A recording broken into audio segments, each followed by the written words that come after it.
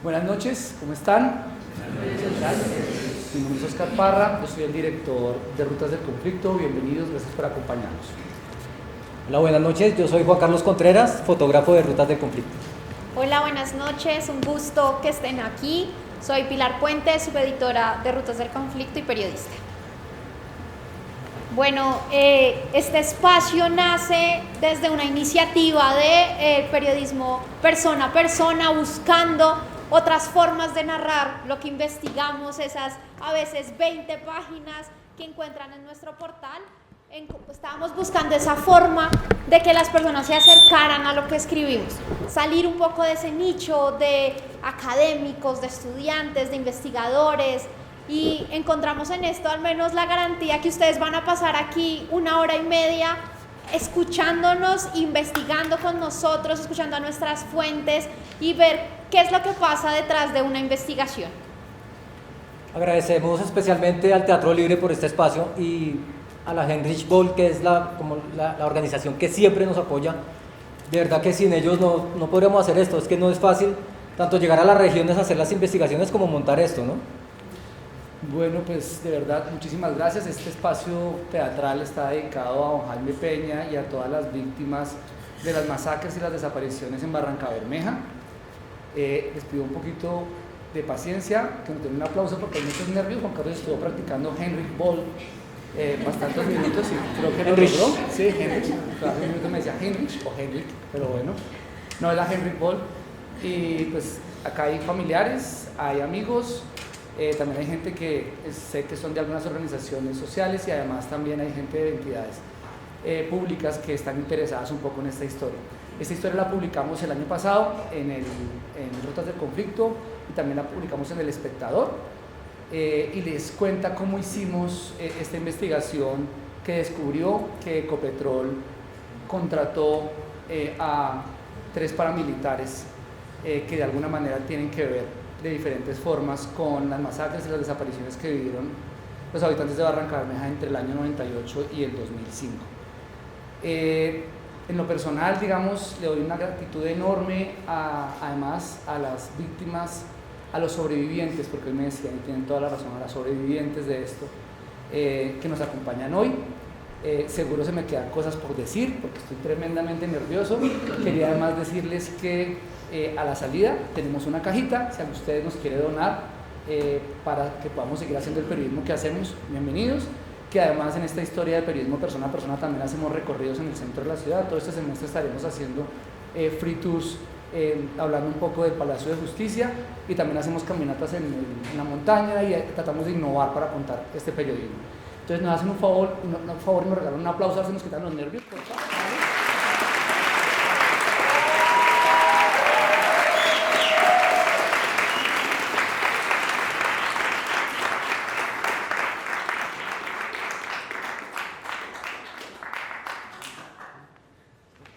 Bueno, vamos aquí a recordar un poquito, vamos a ponerlos en contexto histórico, vamos a pensar, y esta primera parte la vamos a hacer con muchísimo respeto porque vamos a tratar como de recordarnos un poco desde la anécdota que estábamos haciendo en el año 1998, un año que es crucial en esta historia, ¿vale? Parce, Juan, usted es amigo mío hace ya, este año cumplimos 20 años, es más, este mes estamos cumpliendo 20 años de amigos, es algo especial, entonces pues... Pero tiene otro amigo que es Miguel, el Pollo, que sí, también son muy especiales. Con él cumplí 30 años el año pasado, lo siento, tengo una obsesión con las fechas. Pero Juan, ¿qué estaba haciendo usted en el 98? Pues, parce, yo la verdad, esa transición como del 96, no se burlen, del 96 al 2000, yo pues presto servicio, entro a la universidad. Yo era calvo, ya después me crece el cabello como hasta por acá, y en esa transición ya empiezo como a ir a fiestas, a colarme a las fiestas, y también a hacer turismo de naturaleza, montañismo, y lo cojo de trabajo después. Sí. El tiempo te agarró fuerte rápidamente, sí, ahí lo encuentran, ahí está colado en un matrimonio. Y bueno. ¿Y usted? Yo he cambiado bastante, tuve temor de mostrar esa fotografía. De la mitad. Hay niños que no crecemos parejo y pues a veces crecían las orejas más rápido. En ese tiempo estaba de moda hacer orejón, como pueden ver. Yo estudiaba ingeniería de sistemas en la Nacional un momento también como de mucha tribulación. Después terminé siendo periodista. Por acá sigan, acá nos quedan unas sillas. Estoy muy feliz porque estamos llenos. Sí, llenos. Y pues todavía como que no tenía en la cabeza, yo desde pequeño siempre quise ser periodista, pero pues ahí estaba sufriendo, estudiando cálculo. Me amarraba los cordones de los zapatos atrás, no sabía qué hacía en la vida en realidad. Fatal la amarrada de cordones. Digamos que era evidente no sentir al país, digamos, sentía al país, ¿no? Estaba en la Nacional, pero ustedes no saben lo duro que después fue para mí entender todas las cosas que pasaban a mi alrededor, cuando para mí en ese momento mi cabeza estaba en otra cosa. ¿Y tú, Pili? ¿En qué curso estabas? Pues en ningún curso, evidentemente. Estaba a punto de ya había cumplido los 2 años y a diferencia de Oscar estaba bien puesta. Sí, Pili está siempre bien puesta, si no tiene problema. La gente que va llegando, acá hay unos poquitos puestos, por aquí en la mitad también, y atrás creo que pueden hacerse con cuidado a la cámara, pero a los 2 lados de la cámara creo que pueden hacerse, ¿está bien? Y pues la verdad no tenía muchos años, yo creo que hasta entrar en la universidad me di cuenta en qué país estaba viviendo, ¿no? Que creo que eso a muchos nos ha pasado, a esta generación vivimos, y la gente que vive en la ciudad vive a veces como en una burbuja y en unas realidades que uno entiende cuando ya empieza a estudiarlas en la universidad, y uno ya bien grande tuvieron que pasar casi 16 años para entender qué era lo que estaba pasando en ese país. Les voy a pedir un favor, creo que hay unas sillas en la mitad, por ahí, si pueden como abrirles espacio a la gente que va llegando. Atrás también hay unas sillitas, y si hay más gente, nos dijeron aquí en el teatro, muy en confianza, que creo que arriba podemos bajar, pero a este lado creo que hay sillas todavía. ¿Sí? Sí, acá atrás hay puestos. Atrás también hay puestos, con calma.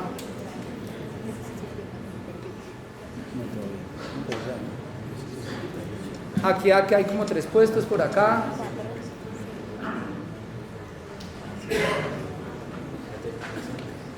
¿Listo?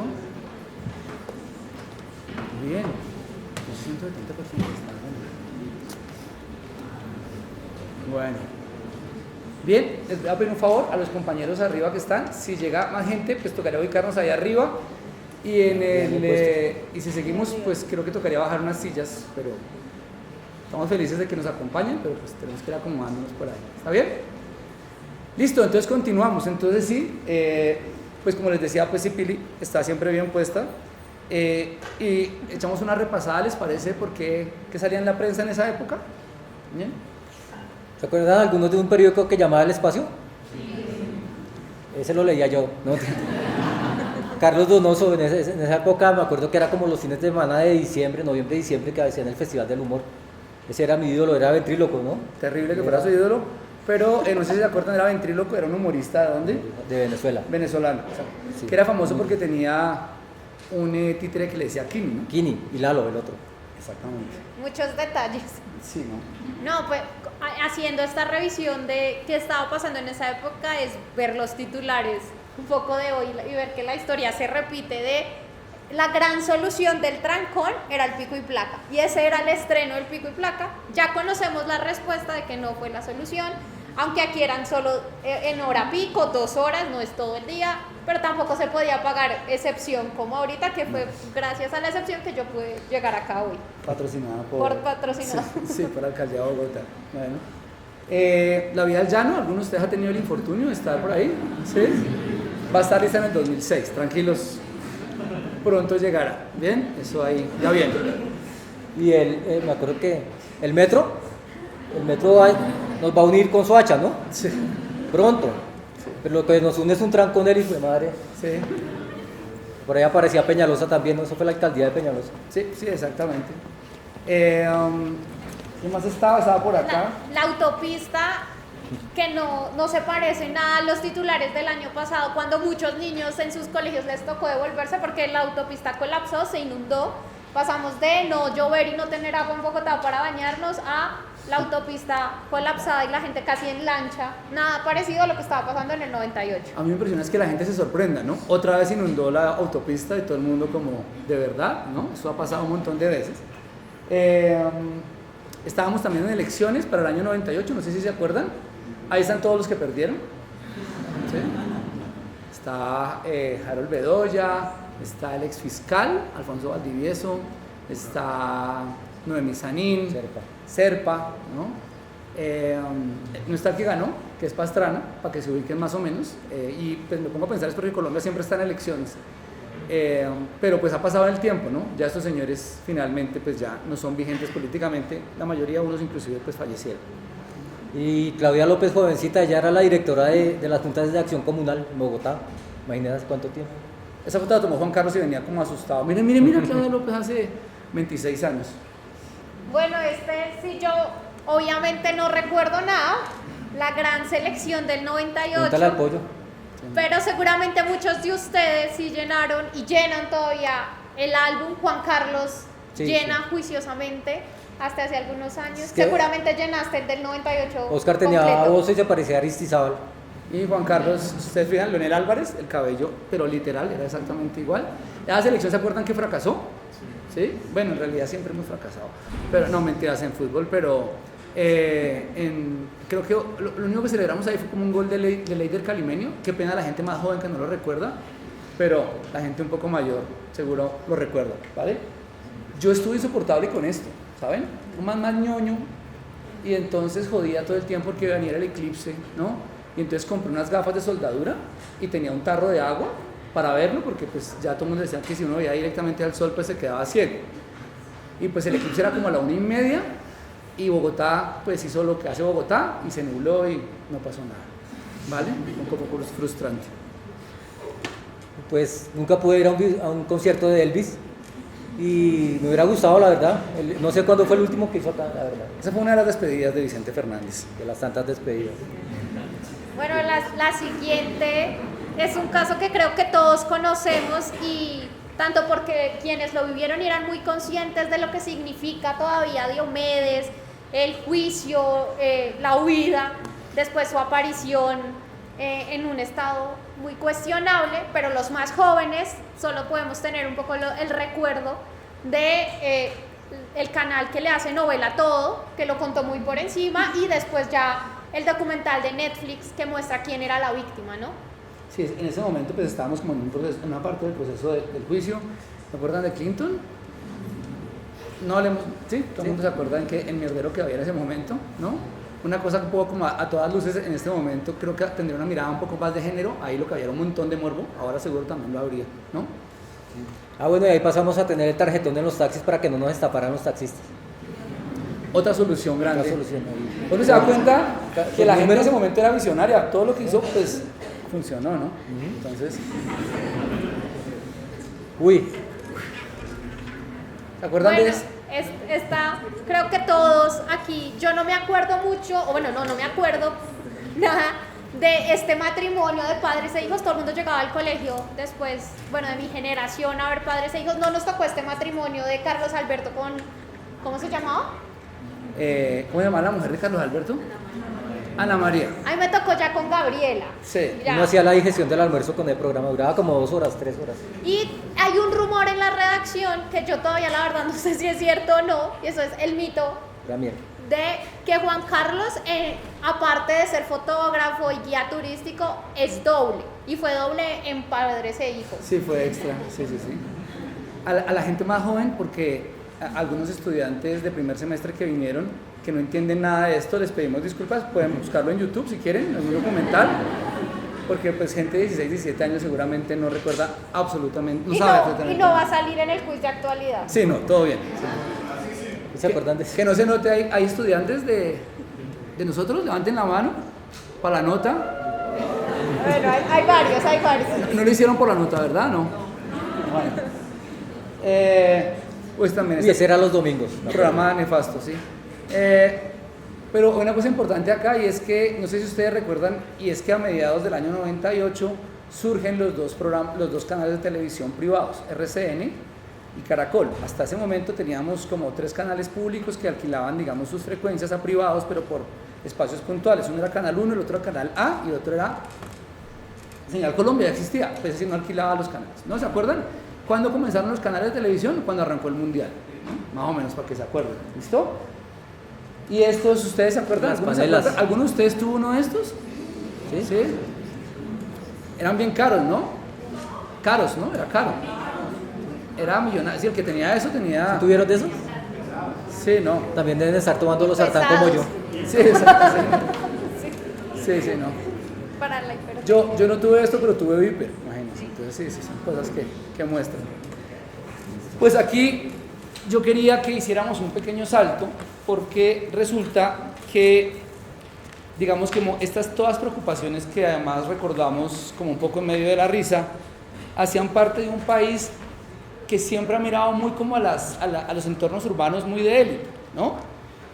A mí me impresionaba muchísimo porque Juan Carlos le dio gripa por irse a la hemeroteca, pero me decía, oiga, no vi tantas noticias en primera plana, sí había una que otra para lo que sabemos que pasaba en esa época, ¿no?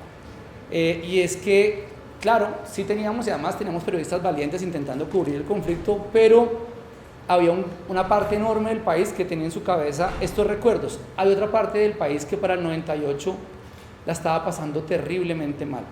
Ahora sabemos que los años con los mayores índices de violencia en el conflicto armado en Colombia eran 98, 99, 2000 y 2001.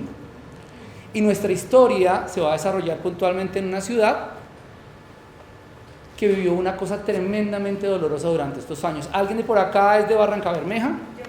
¿Por acá? ¿Qué pasaba en Barranca en el 98? Si puedes levantarte y hablar un poquito duro, por favor.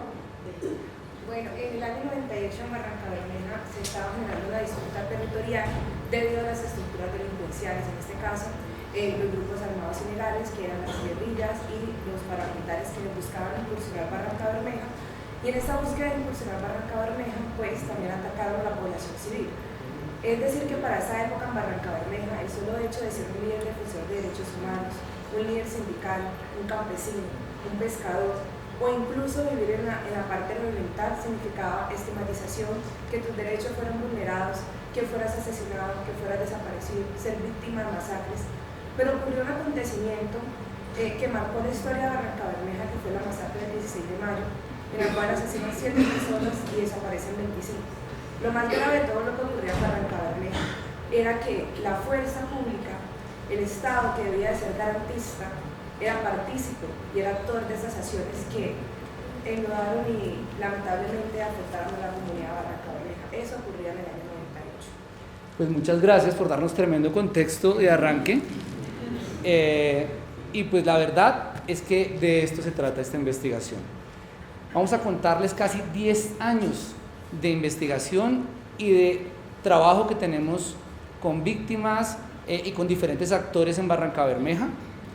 Y esto está marcado puntualmente por 3 masacres, la que nos mencionaban acá en el público, la primera el 16 de mayo de 1998, que marca un inicio terrible de una violencia por la entrada de los paramilitares a la ciudad, otra masacre el 28 de febrero del año 99 y una más el 4 de octubre del 2000. Me corrigen porque por mi edad a veces me salto y digo 2020 en vez de 2000, son esas 3 y es muy grave lo que pasó ahí. Vamos a contarles a continuación cómo hicimos esta investigación.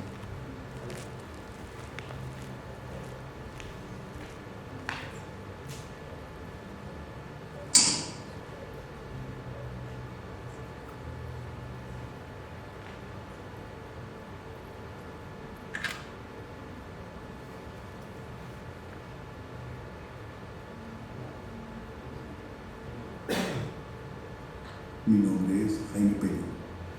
Soy el padre de Jaime Yesito Peña Rodríguez, un chico de 16 años, estudiante, líder, artista, pintor. Se destacó en el colegio y la comunidad por todas esas habilidades artísticas.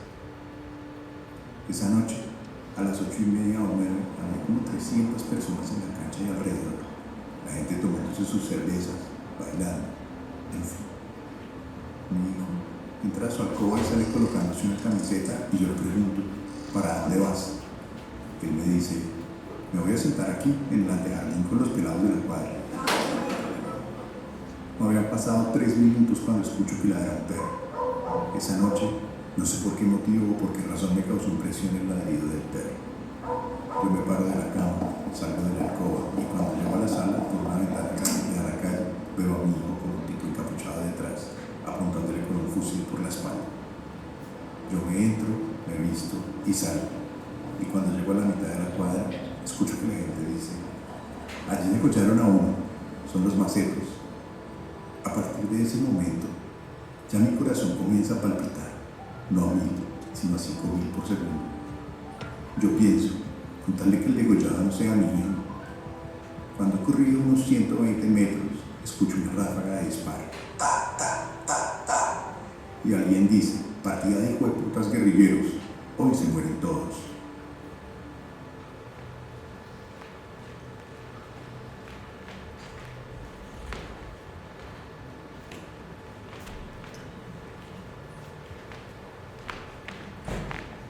Este es un testimonio de don Jaime Peña, que ya no nos acompaña. Él falleció en junio del año 2021 de COVID. Son de estas cosas muy duras porque es gente que muere todavía, por ejemplo, en el caso de él, sin saber qué pasó con su hijo. Ese testimonio está en este libro, en el Yo Sobreviví, que es un libro que publicamos con Rutas del Conflicto. Invitados a que ustedes puedan como pues buscarlo, adquirirlo. No es una promoción porque está hace rato, pues en el caso si lo logran buscar, acá está su testimonio. Y quiero contarles un poquito qué pasó ese día de la masacre. El 16 de mayo del año 1998, un grupo de paramilitares, de unos 40 paramilitares, ingresó a Barrancabermeja, atravesando toda la ciudad con uno de sus focos principalmente en el barrio El Campín. Entran por la vía Bucaramanga, por la Y, ahí hay un retén militar que los deja pasar, suben hacia el barrio El Campín y en todo este recorrido que hacen, asesinan a 7 personas y se llevan a otras 25. Eso es algo muy complicado que es importante que lo tengamos en cuenta, porque al final lo importante de este trabajo es mostrar quién es el responsable de estos casos, de estos crímenes. Aquí tenemos además una cosa que es inexplicable, porque esta ciudad está repleta de ejército y de policía. Es una de las principales ciudades respecto a la producción petrolera. Acá está, de esta zona está la refinería, no sé si alguno de ustedes ha ido. Acá está el río Magdalena y aquí está la refinería, y dentro de la refinería hay un batallón, que es el batallón Héroes de Majagual.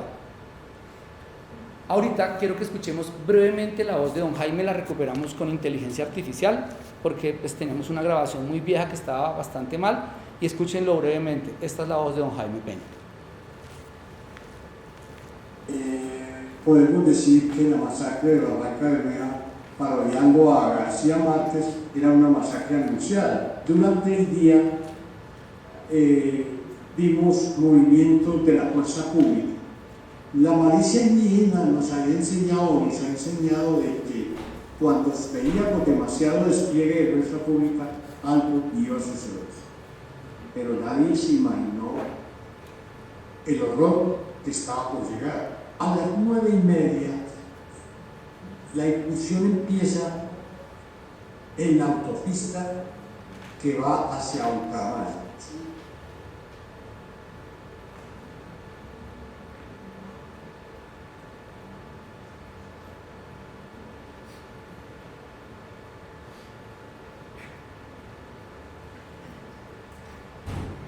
Mi nombre es Alex Vélez Arriaga. Transcurría el año de 1999 y llevaba 14 años de estar casada con mi esposo Luis Miguel Cifuentes Díaz.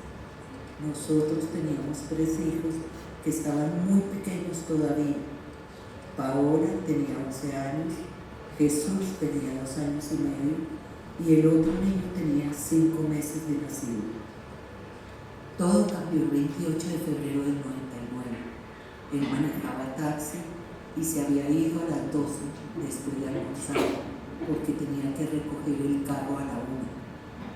Antes de irse me dijo: negra, no tengo ganas de trabajar. Yo le dije que si no quería no fuera, pero él me respondió: no, mejor me voy porque tengo que pagar la máquina de escribir de Paola y si no trabajo hoy me descuadro. Chao, se despidió de los pelados y se fue. Yo estaba en la casa cambiando al niño más pequeño y como a eso de las 5 o 6 de la tarde llegaron 2 jóvenes del barrio que querían mucho a mi esposo y me dijeron: doña Alex, se llevaron a Miguel. Yo no les puse atención porque pensaba que era en recoche, hasta que los miré y ellos estaban llorando. Cuando los vi así, me preocupé y les pregunté: bueno, ¿y quiénes se llevaron a Miguel? Y ellos me dijeron que los paracos. Desde ese momento comenzó mi angustia. Recibimos noticias confusas, rumores de muertos y cuerpos aparecidos. Una vez me dijeron que lo habían encontrado en Sabana de Torres, pero al llegar allá supe que no era él. Cada llamada nos llenaba de miedo y esperanza. Mi suegro iba a identificar cuerpos, yo no podía, debía cuidar a mis hijos. Años después, en una audiencia de justicia y paz, el panadero confesó que Miguel fue asesinado por orden de Camilo Morales. Su cuerpo fue arrojado a un río. Nos dijo que por suerte ese día Camilo no estaba borracho, porque lo habría torturado antes. Aunque yo sé que Él nos lleva siempre en su corazón, a nosotros nos mataron en vida. Si Miguel estuviera aquí, nuestra vida sería distinta.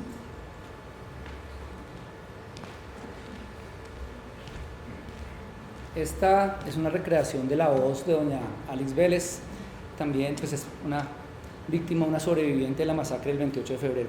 En lo personal, a mí me da muy duro, espero no ponerme a llorar en la mitad de todo esto, pero es que escuchar esto una y otra vez de tanta gente es bastante doloroso.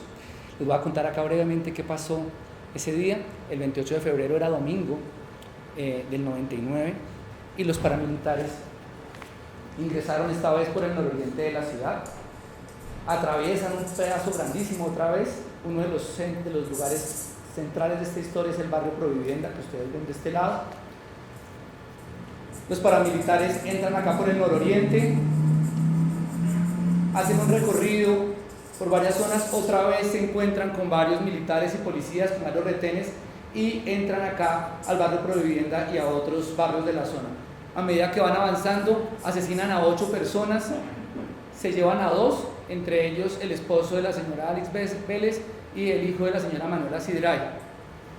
Luego se van por el norte hacia el Club Náutico de Ecopetrol, donde había un retén del ejército que no les dice absolutamente nada.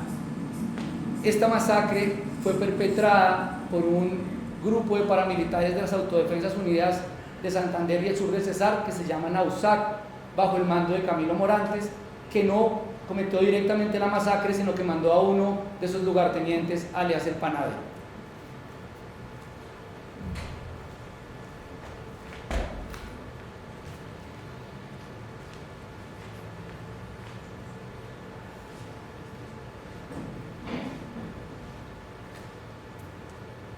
Mi hijo se llamaba Jason Darío Varela, entonces él me ayudaba todos los días porque ese año no lo puse a estudiar. Él iba a cumplir 18 años.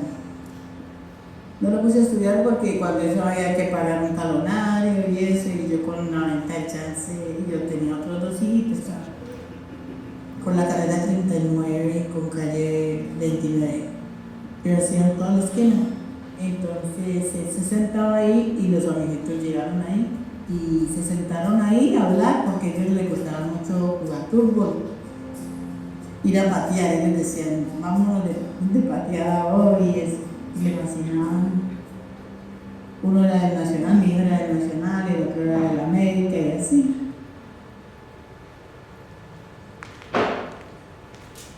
Y esta es la última de las 3 masacres que vamos a mencionar acá, que es la del 4 de octubre del año 2000. También en lo personal muy duro escuchar a los familiares. Ella es la voz de doña Maritza Olave. Ella era una señora que vendía chance en una esquina del barrio Cerrito. Es una historia dolorosísima porque los paramilitares les habían pasado información de que había 3 jóvenes que se habían recién sumado a la guerrilla y se equivocan de esquina. Llegan a la esquina en la que está ella con su hijo y otros 2 muchachos que llegan a saludarlo. Esto inclusive fue admitido por los mismos paramilitares y inclusive usan su cuerpo para fijar el arma para disparar en la cabeza a su hijo. Todo el testimonio es tremendamente dramático. ¿Qué pasó además ese día? Ese día los paramilitares vuelven a entrar por la vía que viene desde Bucaramanga, la Y, van hacia el barrio El Cerrito, que es este que está acá, llegan a la esquina que les comentaba, le disparan a estos 3 chicos, siguen el recorrido, matan más adelante a otra persona en un billar y más adelante aparecen, ahí sí, 2 personas que los enfrentan con armas y entre ellos una de las personas muere. Luego abandonan el carro en el que están en esta zona. Si ustedes se fijan, la mayoría de las masacres pues ocurre directamente en todo, digamos, no en el centro de la ciudad, pero en zonas que son claves como para entender la geografía. ¿Quién estuvo detrás de estas masacres? Simplemente los paramilitares, qué civiles, qué empresarios, qué militares como país. ¿Quién fue el responsable de todo este dolor? ¿Vale?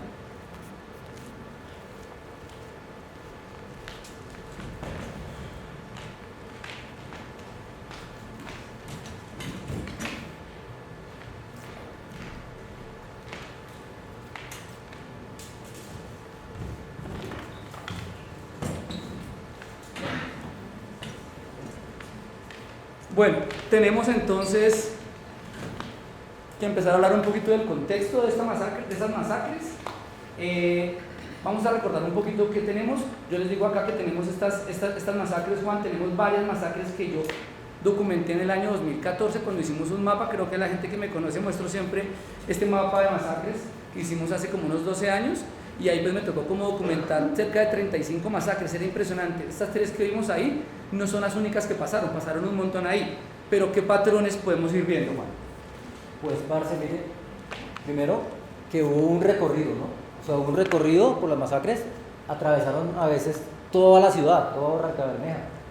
Y en Barranca, pues, hay mucha presencia de militares y de policía porque está la petrolera, tanto ahorita como antes, ¿no? Como en el 98. Sí, eso es un patrón. Sí, eso es uno, pues queda claro, ¿sí o no? Lo otro, matan gente y agarran a otra gente y la meten al carro y se la llevan, ¿cierto? Y se la llevan y no se sabe nada más de esas personas, los desaparecen, se la llevan. Ustedes saben lo que implica meter a un grupo en las 2 primeras masacres, en total se llevan 27 personas y atravesar una ciudad como Barranca Bermeja, ¿no? Y no, o sea, ahí viene el otro patrón porque usted dice que los transportan, ¿no? Y Lady nos decía que por donde los transportan había muchos retenes militares, de policía. O sea, ¿cómo no se van a dar cuenta que está pasando eso? ¿Quién es Lady? Lady es una de las fuentes con las que hablamos cuando visitamos Barranca Bermeja hace unos meses, que es hija de una de las víctimas de la masacre del 28 de febrero. Entonces, efectivamente, y esto a uno le deja a uno una cantidad de preguntas. Oiga, ¿por qué el ejército no hizo absolutamente nada? ¿No? ¿Nadie se dio cuenta? O sea, ¿por qué nadie se dio cuenta? Pues yo creo que la masacre del 16 de mayo es la masacre en la que más desaparecidos hay. ¿Cómo pueden meter 25 personas en unos camiones y pasarlos por la mitad de una ciudad como Barranca Bermeja sin que nadie se dé cuenta? ¿Por qué no llega el ejército? Todas estas preguntas nos tienen que llevar a encontrar quién es el responsable que está detrás de todo esto.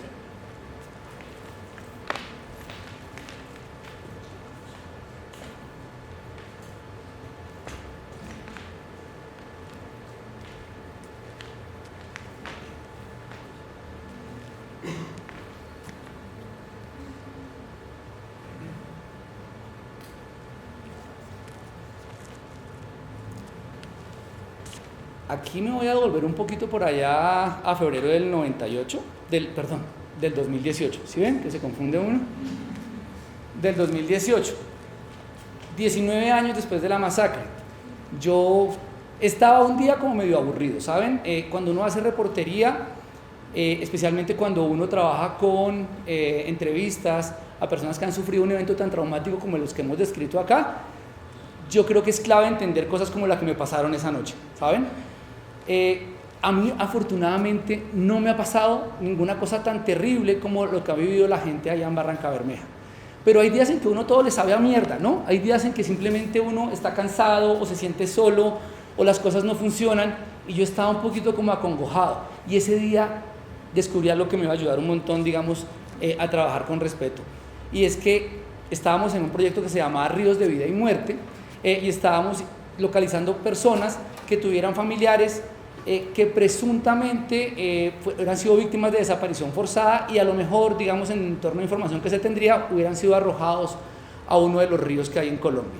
Y entonces a mí me dieron el teléfono, me acuerdo que don Jaime Peña me dio el teléfono de una señora que la quiero muchísimo, porque empecé a hablar con ella desde ese momento, que se llama la señora Manuela Sidray. Y entonces era la noche, y yo dije, hay que agilizar, yo sé que es de noche, la voy a llamar, no para entrevistarla, pero al menos como para que ella pues sepa de mí y que la voy a llamar. Entonces le marqué a la señora Manuela. ¿Listo?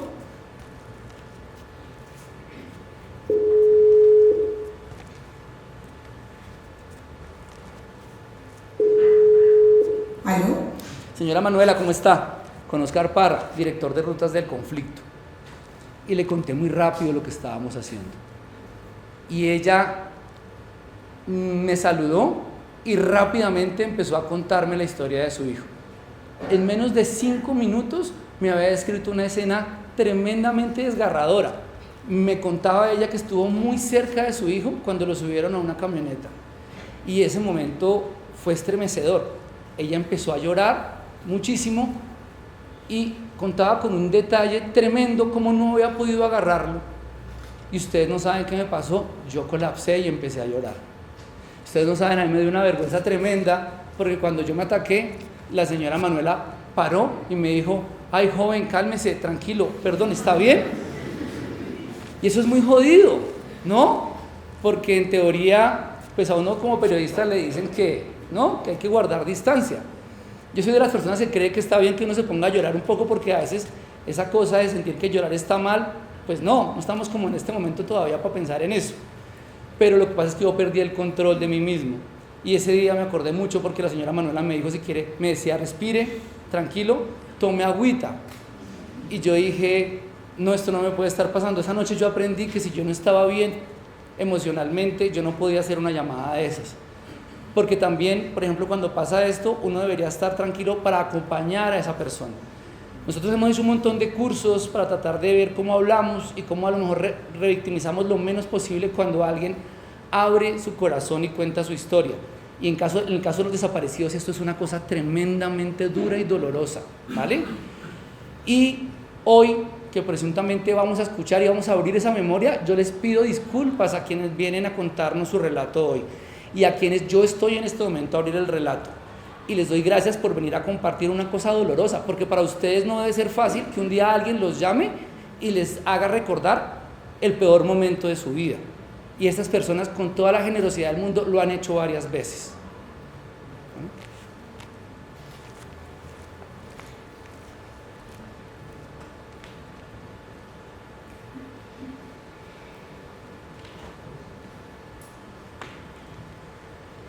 Bueno, Pili, el caso de doña Manuela no es único, ¿sabes? Aparte de las masacres, hay un montón de gente que terminó desaparecida en esa zona del país. Nosotros estuvimos en este proyecto que se llama Ríos de Vida y Muerte, y ahí documentamos un montón de cuerpos que fueron encontrados en el río Magdalena, pero no solo en el río Magdalena, sino por ejemplo ahí cerca de Barrancabermeja, el río Lebrija. ¿Le suena? ¿Alguno conoce Bucaramanga? Ese pasa por Bucaramanga y va hasta el río Magdalena. Entonces esa es una cosa que no fue única, y yo creo que sería importante tratar de mostrarle a la gente y ver un poco como el contexto de cuánta gente está en ese estado de desaparición.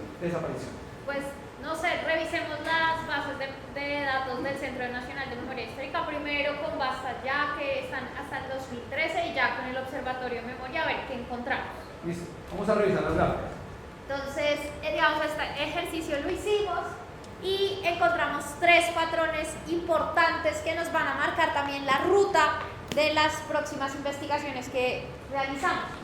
Como ustedes se dan cuenta, el número de víctimas de desaparición forzada está del 97 al 2005, que es la desmovilización del bloque central Bolívar. Especialmente el pico está entre el 99 y el 2002, que es la incursión y el fortalecimiento y el dominio de los paramilitares en Barrancabermeja. Eso es lo primero, como que los años en que llegan los paramilitares sube la desaparición forzada en Barrancabermeja. Nuestra segunda base nuestra segunda gráfica a partir de la base es el sexo de las víctimas de desaparición forzada. La mayoría son hombres. Hay algunos casos de mujeres, pero esto también tiene una connotación de género, y es quién busca a los desaparecidos. No es gratuito que hayan organizaciones de mujeres buscadoras, de madres buscadoras, quienes se encargan y quienes padecen a veces el abuso desde la institución, de los grupos armados, desde la misma sociedad, son las mujeres. Hay casos también de resaltar, no se puede decir que son solo las mujeres. Por ejemplo, el señor don Jaime Peña era quien lideró la búsqueda de su hijo Yesid, pero en la mayoría de los casos son las mujeres. Y aquí esta tercera gráfica que a mí me genera ruido, y ya les voy a decir por qué, es porque la mayoría de los desaparecidos son jóvenes, entre los 12 y 28 años, hay algunos personas mayores, pocos casos de los 60 en adelante, y es porque esta edad, porque es la edad en que los grupos armados reclutan a sus combatientes. Pero hay algo que yo no logro entender y es ahí donde me gustaría que me expliques, Óscar, es si los paramilitares mataban a esta gente, a estas personas en Barranca y los hacían pasar por guerrilleros, ¿para qué? O sea, se sabía que no eran guerrilleros, o sea, los paras sabían, pero ¿por qué hacerlos pasar por guerrilleros? Porque yo entiendo y conozco pues, todo lo que pasa con las ejecuciones extrajudiciales, con los crímenes de Estado, de la necesidad de la fuerza pública para presentar cifras y todo lo que hemos conocido a través de la JEP, de pasar civiles por combatientes, pero ¿por qué los paras? Sí, no eran matar, sino desaparecer puntualmente en este caso. Eso que ustedes ven en amarillo es información, no tiene información, digamos, no se sabe la información de la edad. Pero hay una cosa que es importantísima y es que por lo que hemos podido documentar, hay ahí un montón de empresarios, empleados de Ecopetrol, militares, policías y paramilitares que se organizan y quedan con que las masacres van a apuntarle a colaboradores de la guerrilla. Los mismos paramilitares han confesado que ellos no tenían idea en muchos casos quiénes eran los supuestos colaboradores y entraban y se llevaban aleatoriamente o mataban gente que estuviera por ahí, ¿vale? A veces llevaban a un supuesto informante que señalaba al azar personas. ¿Y por qué hacían eso? Porque querían decirle a quienes los financiaban que estaban matando y estaban desapareciendo guerrilleros, cuando en realidad estaban agarrando a cualquier persona que se encontraban. Esto ha sido repetitivo en varias audiencias de justicia y paz, en donde los paramilitares al final decían las víctimas no tenían nada que ver con la guerrilla.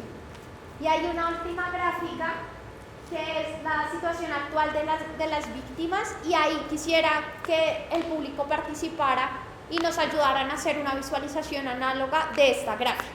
Entonces, si nos ayudan un poco primero con las luces. Por favor. A la entrada a algunas personas se les dio una flor. Les pediría el favor, quienes tienen una flor, se pongan de pie.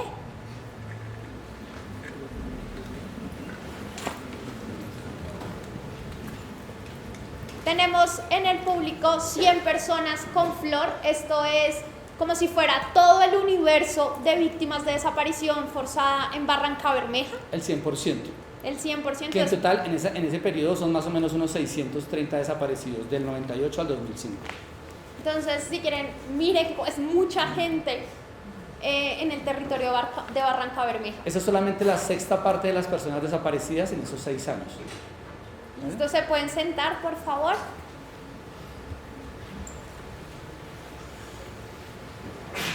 ¿Quién tiene una flor azul se puede poner de pie, por favor? Solo una persona del universo de personas desaparecidas fue encontrada con vida. El 1% nada más ha sido encontrada con vida, el 1%. Las flores rosadas. Las rosadas, no las moradas. Yo tengo ese problema, pero las rosadas, por favor. ¿Tienes ahí las rosadas? Sí. Las rosadas que son las más grandes, las que son más chiquitas no. Las que son más chiquitas nos sentamos, las rosadas que son más grandecitas nos levantamos. ¿Está bien? Sí, ¿listo? Son las personas que tienen la flor rosada, es el 11% de las víctimas que han sido encontradas muertas. Vale, listo. ¿Se pueden sentar, por favor? Quienes tienen la flor amarilla, ¿se pueden levantar, por favor? ¿Se pueden levantar?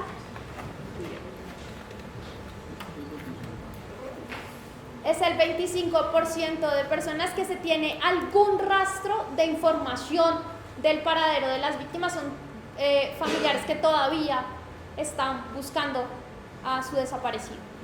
Se sabe algo, pero todavía no ha aparecido la persona. Y las moradas, por favor, las personas que tienen la flor morada. Son la mayoría, por favor. Es el 63% que los familiares todavía no tienen ningún tipo de información sobre su víctima, sobre su familiar. Muchas gracias por ayudarnos.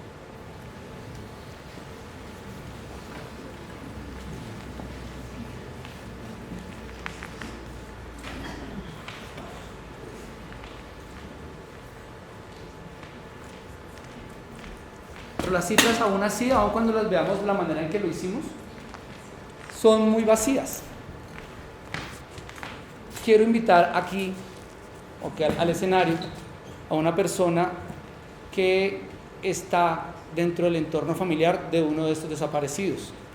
Es una historia además tremendamente dolorosa. Cada historia que uno ha escuchado en estos 12 años, perdón, pero se me eriza un poquito la piel, ha sido durísima, ¿no?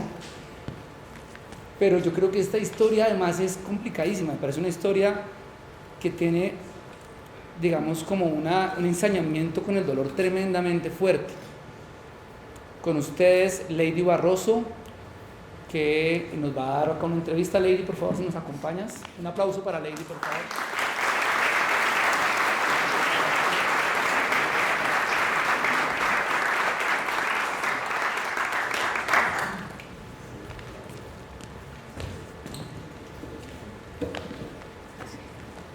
Lady, buenas noches, ¿cómo estás?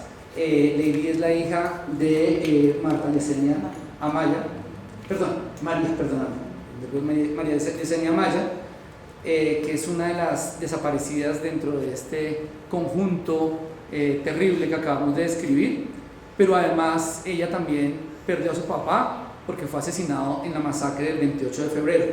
Entonces, pues, Lady, nada, muchas gracias. Queríamos preguntarte un poco si nos puedes compartir lo que tú consideres de esta historia tan dura, pero también, digamos, de tanta resiliencia y fuerza que describe tu vida. Bueno, muy buenas noches para todas y todos. Primeramente, agradecerles que se encuentren aquí presentes, porque para nosotros las víctimas es muy importante contar la historia, pero también es muy importante buscar la verdad, y eso es lo que estamos haciendo el día de hoy, identificando quiénes son los verdaderos responsables de lo que ocurrió en Barrancabermeja, pero también de lo que ha ocurrido en Colombia en marco del conflicto.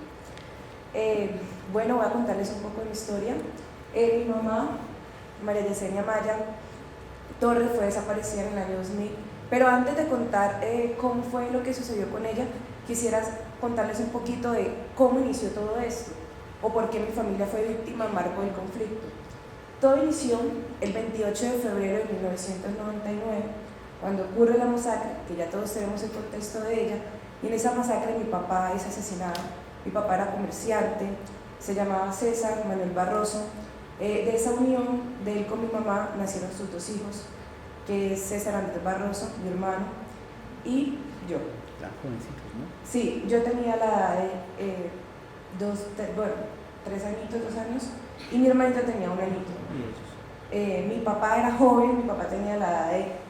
Bueno, en la cédula salía como de 28, pero realmente mi papá, al igual que yo, era huérfano, y en el contexto del registro le pusieron más edad, pero mi papá realmente tenía 25 años, y mi mamá tenía la edad, para el momento del asesinato de mi papá, de 20 años.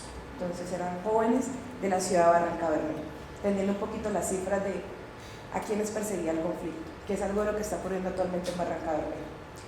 Bueno, con el asesinato de mi papá, pues mi núcleo familiar se destruye, porque mi papá era el que suplía todo lo necesario del hogar, y a raíz de esa situación mi mamá entra en una fuerte depresión, pero más allá de esa depresión también entra en esa búsqueda de qué pasó y quiénes eran los responsables. Mi mamá, siempre que denunciaba, siempre dijo que lo que ocurrió fue con ocasión y participación del Estado. Siempre dijo que ahí había un retén, que el batallón 45 de Majagual era responsable y que el Estado permitió que ocurrieran esos hechos.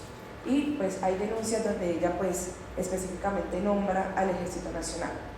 Un año después, mi mamá conoce unas personas que empiezan a llamar a la casa, se hacen amigos de ella, la invitan a un paseo y le dicen que van a ir a comprar una mercancía a Bucaramanga. Ella, al ser una adolescente, pues se dejó influenciar y llevar por esas nuevas amistades, pero quienes realmente la estaban perfilando porque tenían un objetivo, que era silenciar. A raíz de eso, pues la invitan a hacer paseo. Mi mamá decide llevarme con ella al paseo, dejando a mi hermano al cuidado de mi abuela. Y cuando nos vamos de viaje es que ocurre toda esa situación. Primero llegamos a la ciudad de Bucaramanga, ahí buscan a otro joven que también es desaparecido, que incluso su familia vive acá en Bogotá, que se llama José Alessandro Ramírez Cifuentes, el cual es uno de los desaparecidos más que hay en Barrancabermeja. Es una historia que me duele mucho porque recuerdo todo lo que tuvo que pasar él, y siempre he sentido como esa necesidad de hablar con su familia y decirle que lo siento, porque fue un joven que asesinaron y desaparecieron por no dejar a mi mamá sola con una niña de 4 años. Después de eso, cuando somos secuestrados, nos secuestran en San Pablo Sur de Bolívar, había un retén, en ese retén pues nos bajan, pero supuestamente nos bajan, pero las personas con las que nosotros íbamos las dejan ir, solamente retienen a mi mamá, que era como el objetivo de que ella llegara a ese lugar. Ahí estaba el bloque Central Bolívar, que fueron los sucesores de la SAUSA, y pues somos llevadas a una base paramilitar, y pues en esa base paramilitar pues sucedieron muchas cosas que son esas huellas del conflicto que a veces no se hablan, y es que las personas no solamente son víctimas de un homicidio, de una desaparición, sino que también padecen torturas, las mujeres también son víctimas de violaciones, como lo fue el caso de mi mamá, y eso es lo que no cuenta la historia, eso es lo que no decimos, las cifras las decimos, homicidio, desaparición, desplazamiento, y también están los hechos victimizantes del tema de la violencia sexual, pero nunca entendemos que una víctima puede ser víctima de múltiples hechos victimizantes, como lo fue el caso de nosotros. Ahí pues yo fui agredida. Una de las cosas que resaltó mucho fue como la valentía de mi mamá para no permitir que yo fuera asesinada o desaparecida, y fue como humillarse, permitir que abusaran de ella solamente para que yo pudiera estar aquí contando mi historia. Pero también resalto la valentía de mi abuela, que me va a buscar donde yo estaba secuestrada y me regresa mi identidad, porque si no yo hubiera sido una desaparecida más, incluso no reconocería mi identidad. Una vez hablaba con un amigo mío y me decía como que a ti te mataron a los 3 años, y eso fue verdad, porque después de ese momento yo no volví a ser la misma persona. He trabajado en eso, pero fue un momento que me marcó mucho, porque primero tuve que ver cómo asesinaron a mi mamá. Estaba en una casa que era una casa donde llevaban a las personas para descuartizarlas. Entonces no fue solamente vivir el contexto de lo que padeció mi mamá, sino también ver cómo torturaban a ese joven, es ver cómo torturaban al resto de personas secuestradas, pero también entender y no diferenciar de por qué vivíamos eso, pero sí tenía claridad sobre qué era la muerte. Una de las cosas que me dolió mucho de mi secuestro es que los victimarios, cuando le pregunta la magistrada qué era lo que más le había afectado a ese hecho, en vez de decir que lo que más le había afectado era que habían asesinado a una mujer de 21 años en presencia de su hija, fue que en la forma en que mi mamá me inculcó a mí que tenía que crecer y vengarme, que ellos tenían miedo que yo les hiciera algo porque no tenía pasamontañas, lo cual me pareció muy ridículo, porque aparte de que ellos me mandan al psicólogo, porque le dicen a mi abuela que me lleven al psicólogo, no aceptan que lastimaron a una mujer y que no tienen por qué sentir miedo de la víctima. Después de eso, regreso a Barranca Bermeja.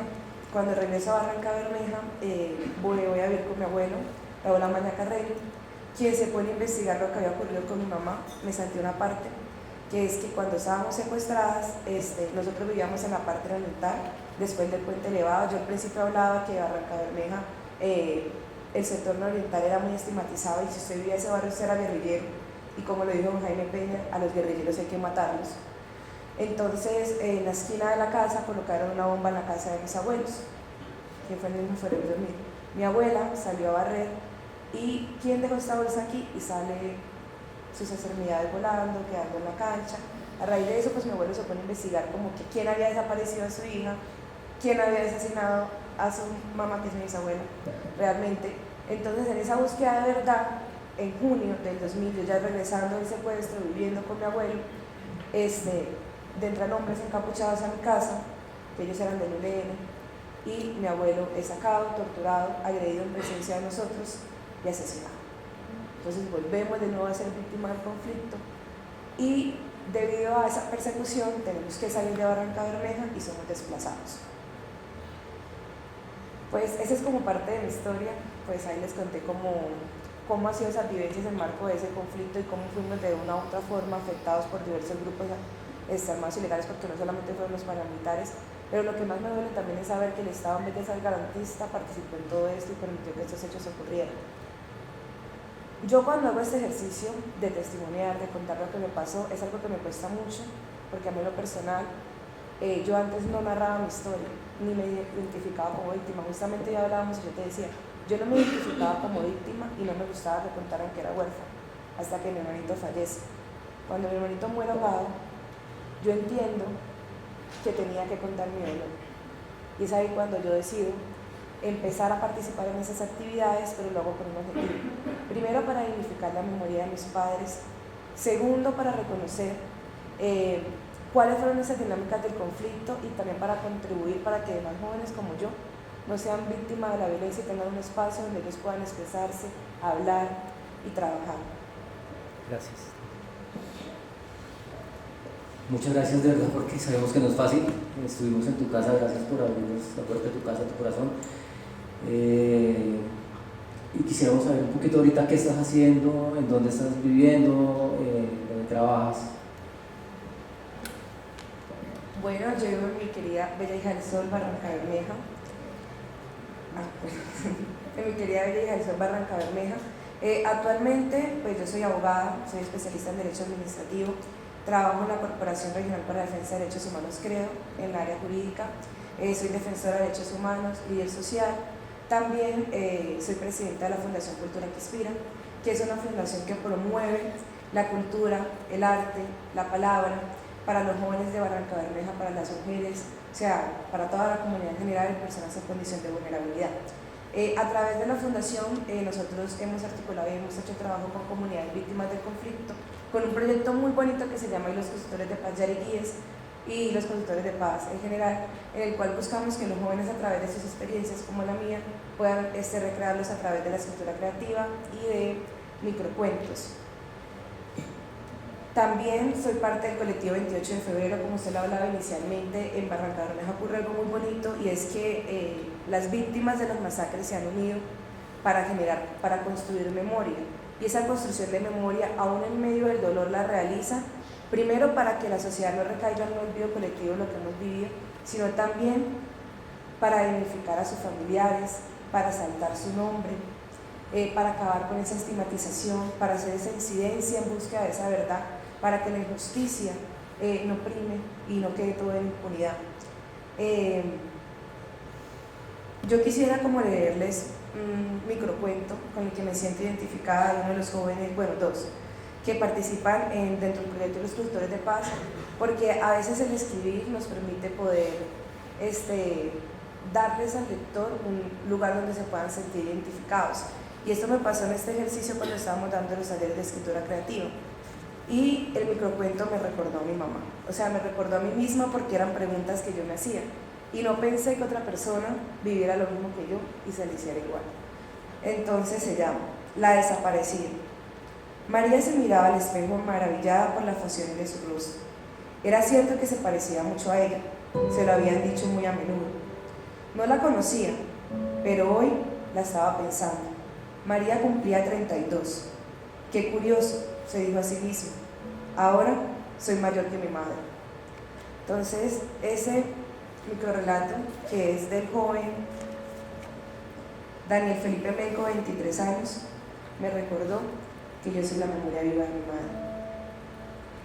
Ahora quiero leerles otro que cuando se hablaba inicialmente que cuando uno es familiar de una persona que ha sido víctima de desaparición forzada es algo muy fuerte.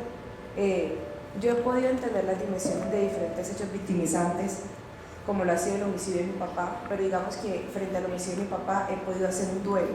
Para mí siempre ha sido más fácil hablar y conmemorar la memoria de mi papá y cada 28 de febrero, que voy a darles otro dato curioso. Mi mamá pues se le hizo la muerte presunta y el juez decidió que el día de la muerte presunta de mi mamá era el 28 de febrero del 2000. Entonces para mí es como una fecha doble. Y en esa búsqueda de uno entender la dimensión de ser familiar de un desaparecido, porque uno vive en un ciclo constante de dolor, uno el duelo no lo cierra, porque siempre está lo que llamamos la esperanza, siempre está y si regresa, y si tal vez no está muerto. Por lo menos yo siempre me preguntaba, y si tal vez mis pensamientos y mis recuerdos de lo que pasó no son ciertos, y si mi mamá no la mataron, y si mi mamá está en algún lado, aunque la realidad sea otra, juega mucho con la mente de uno. Entonces, en el último proyecto que hicimos de los Constructores de Paz Yari Guíes, que es otro de los libros que lo hicimos en la provincia Yari Guíes, que participaron jóvenes de San Vicente, Carmen de Chocrí, Sabana de Torre, Barranca Bermeja, un poema que me llamó mucho la atención. Mi mamá fue lanzada al río Magdalena, incluso cuando yo estaba secuestrada, que yo quedé con los paramilitares, yo les preguntaba qué hicieron con mi mamá, ellos me decían, está en el Magdalena. Y yo leía este microcuento y entendía que también nosotros como jóvenes podemos expresar lo que siente otro, y sería algo así. El agua es vida, y dice lo siguiente: sentada en el río Magdalena, miraba hacia la orilla, hoy como cada día te espero. Te posas en la ribera y tu mirada inquisitiva me busca. Hago ademanes para que me veas, sin resultado. Hace 25 años estoy con los pulmones llenos de agua. Agua soy, la guerra nos hundió. Es de Leti Guevara, de 23 años. Un aplauso, por favor.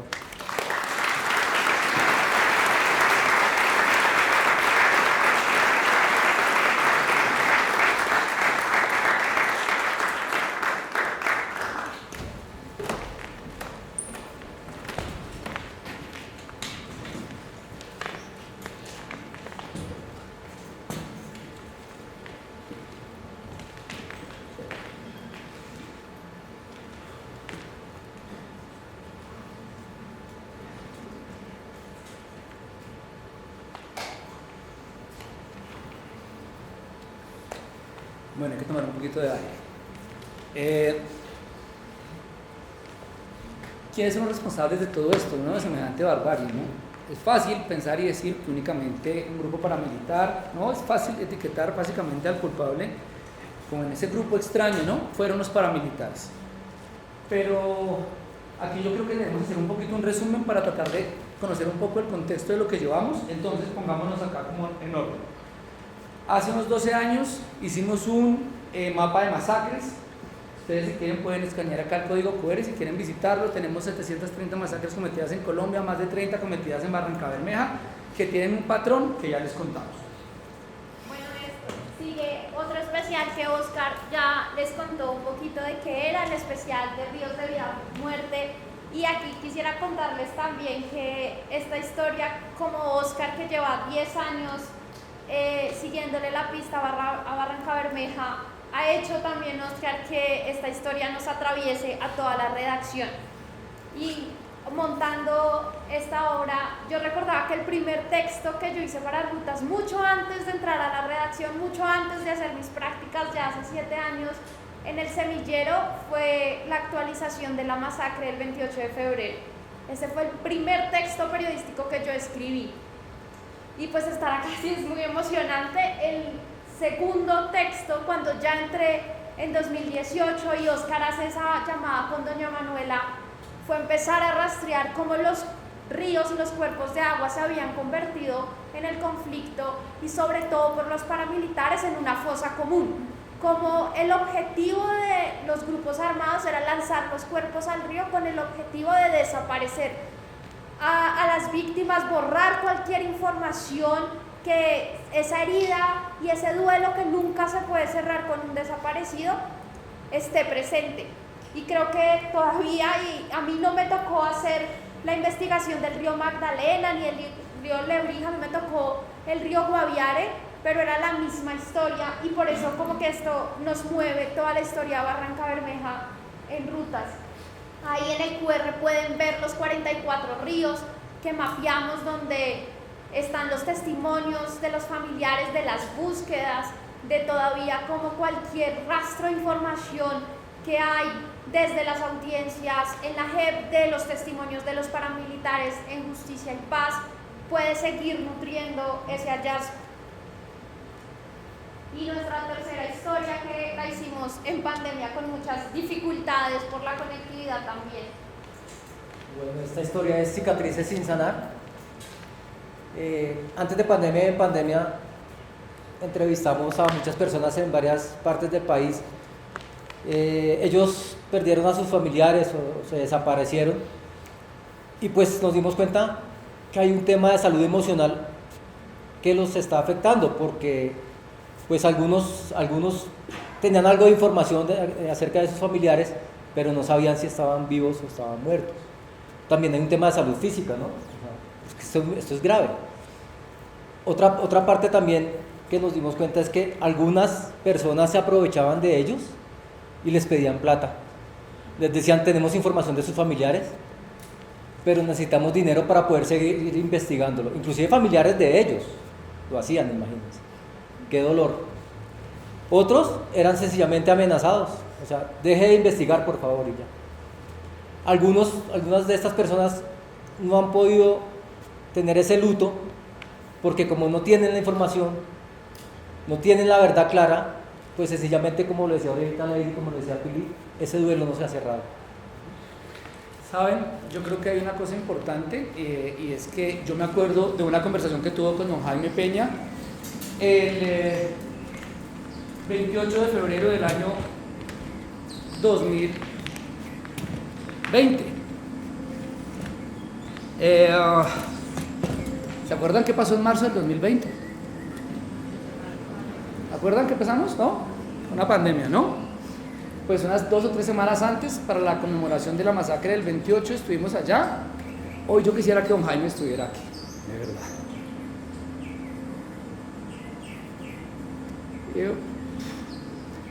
Y yo me acuerdo harto de ese día, ¿saben? ¿Saben por qué me acuerdo? Hoy ojalá, y me tomo acá un par de segunditos porque me hubiera encantado que don Jaime supiera lo que sabemos ahora. Me hubiera encantado también. Hace unas semanas, inclusive Panadero hizo una audiencia con varias víctimas y les contó que algunos de los cuerpos que aún no aparecen estaban enterrados en una zona donde luego sembraron palma.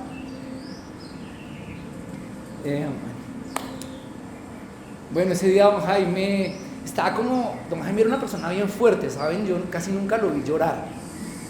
Era así como Lady, ¿no? Uno se estremece y tenían un discurso como plano, fuerte, duro. Pero ese día don Jaime estaba bien achicopalado y me dijo, ¿sabe? A mí me preocupa que ahora con la JEP salgan todos los militares que están siendo ya procesados, pero con tal de que lleguen a la JEP y digan y cuenten toda la verdad. Y ese día don Jaime me dijo, falta mucha verdad. Yo estoy seguro que hay gente que estaba en Ecopetrol, políticos y además empresarios de la ciudad que organizaron esa masacre. Y lo más importante aquí para él era que apareciera su hijo y que se supiera la verdad. Eso pasó el 28 de febrero, muchachos. Entonces yo creo que es importante ahora que revisemos quiénes son, digamos, quienes la justicia ha estado como señalando como responsables de todo esto. Entonces vamos a repasar rápidamente qué tenemos, ¿no? Entonces, recuerdan a todos a Camilo Morantes, ¿cierto? Además es fácil echarle toda la culpa a esta persona. Lo asesinan en noviembre del año 99. ¿Quién lo manda a matar? Carlos Castaño. Y básicamente la Casa Castaño termina cooptando su organización criminal y pasan de las AUSAC a las BCB, Bloque Central Bolívar. ¿Les suena? Bien, empezó a llamarse desde ahí. ¿Quién más? Bueno, aquí hay una ficha súper importante que es José Eduardo González Sánchez y pues para hacerles el cuento breve, este señor pide pista en la JEP, lo aceptan parcialmente en enero del 2024, entra en el subcaso del Magdalena Medio y empieza a dar mucha información que nos llama la atención y ahí empieza un poco a esta investigación y el hecho es que él cuenta que está prestando servicio militar, sale del ejército desubicado y así como cuando uno tiene un tío que tiene una palanca y dice, hermano, yo le consigo trabajo, hay un puesto disponible que era ser el subjefe de seguridad de Ecopetrol en Barranca Bermeja. Entonces el man súper montado se va para allá, su tío que es clave, que es Antonio Sánchez Vargas, le consigue el puesto porque era el jefe de seguridad de San Pedro. Entonces ya ahí con esa de Ernesto Samper. Ahí él empieza ya en las audiencias con la JEP, empieza a soltar información que es lo más grave al primer paso y es que él confiesa que su jefe directo, que era Marco Tulio Restrepo, el general retirado Marco Tulio Restrepo, y su jefe de seguridad también era el señor Oscar Virgüez, que era un coronel retirado. Ellos cuatro, el tío, José Eduardo Sánchez, Virgüez y Marco Tulio, se reúnen y José Eduardo es quien coordina todas las reuniones y es el enlace entre Fuerza Pública, Ecopetrol y los paramilitares. En las versiones que ha dicho, dice que el ejército prestó aviones, prestó transporte, Ecopetrol prestó las instalaciones para tener esas reuniones y coordinar la llegada de los paramilitares a Barrancabermeja.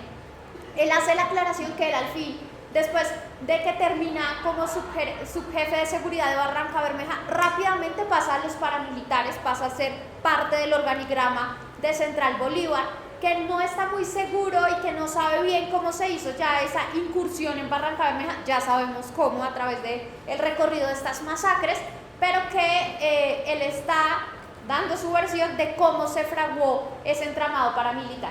Bueno, pero hay una cosa acá, y es que ese señor mencionó a un montón de gente, casi 30 personas ante la JEP. Pues Pili, el asunto es que nos toca empezar a investigar eso, ¿no? Pero la cosa es que los nombres son muy comunes, todo el mundo es Sánchez, todo el mundo es González, y ¿cuántos colombianos hay con esos apellidos? Sí, ir a preguntarle a Ecopetrol, oiga, Juan Sánchez estuvo allá, pues no tiene mucho sentido. Pues la verdad, tú estás siempre llevado a trabajo, yo también, no sabemos qué hacer, nos sobrepasa la información, pero tenemos una gran redacción y este semestre tenemos muy buenos practicantes que nos pueden ayudar, al menos en idearse cómo empezar a buscar información y saber si esta gente sí estaba en Ecopetrol. Estás hablando de Natalia, ¿verdad? Obviamente. Natalia, ¿estás por ahí? Sí, Oscar, espere, yo más o menos ya investigué la mayoría de cosas que ustedes están preguntando en este momento. Natalia Toscano, un aplauso por favor para ella.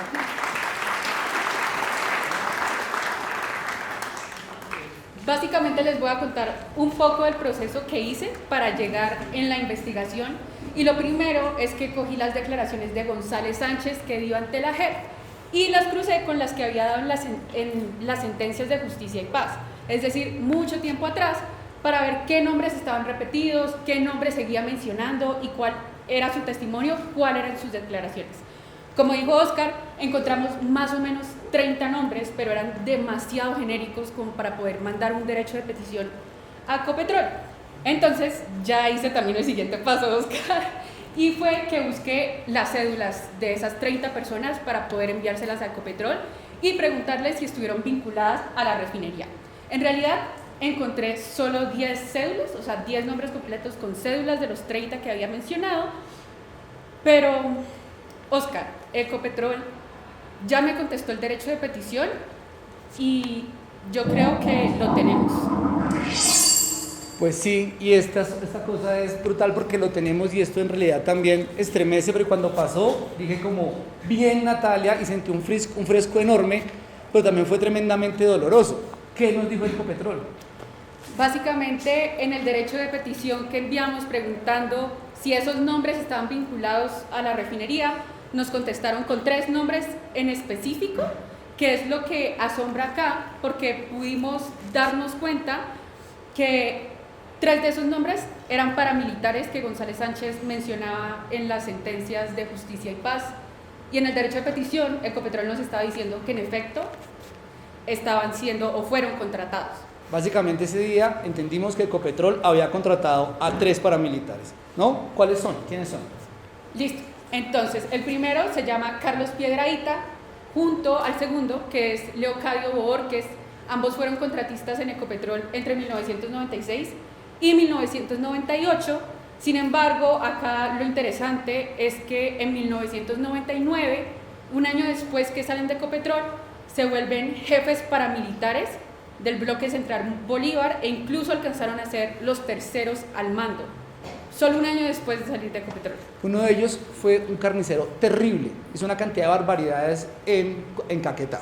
Entonces imagínense ser empleado de Ecopetrol y al otro año ser jefe paramilitar, ¿no? Vale.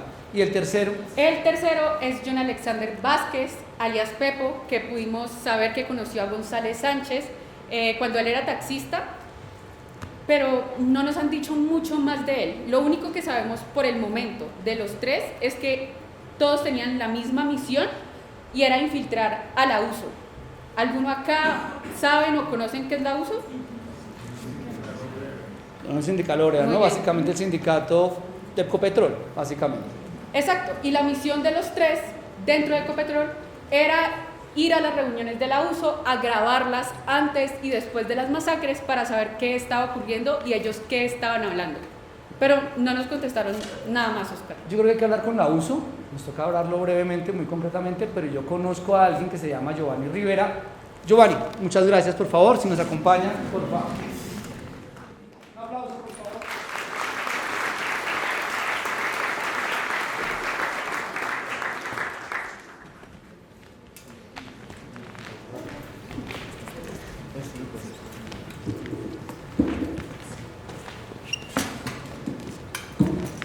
Giovanni, ¿cómo está? Bien. ¿Qué tal, hombre?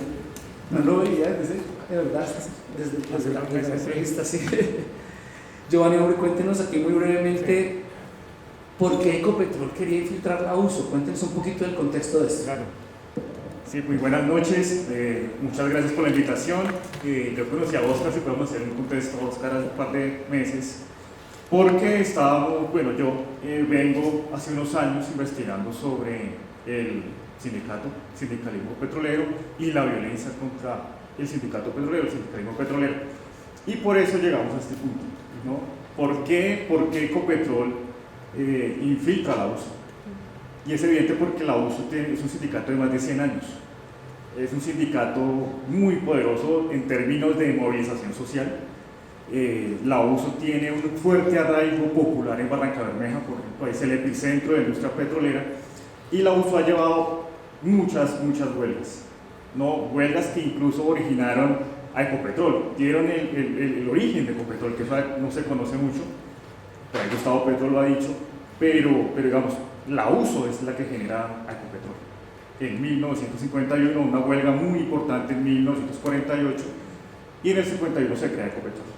Y por eso creo que la USO, por digamos, esas movilizaciones por la nacionalización del petróleo en contra de multinacionales extranjeras, pues se convirtió en un problema, ¿no?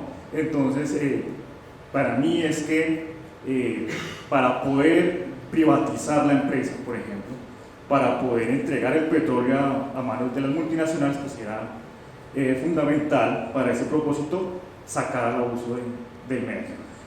El problema es que la USO es un sindicato poderosísimo, importantísimo, sobre todo en la historia política y social del país. Un sindicato de 100 años, que es milagroso. Yo le he dicho a los compañeros de la USO que es milagroso que esté vivo un sindicato de 100 años con toda la violencia antisindical, que no empieza con José Eduardo González Sánchez, sino que la violencia antisindical tiene un ciclo, ¿no? Entonces la USO es un milagro, porque la USO desde 1924 1927 ya tenía muertos.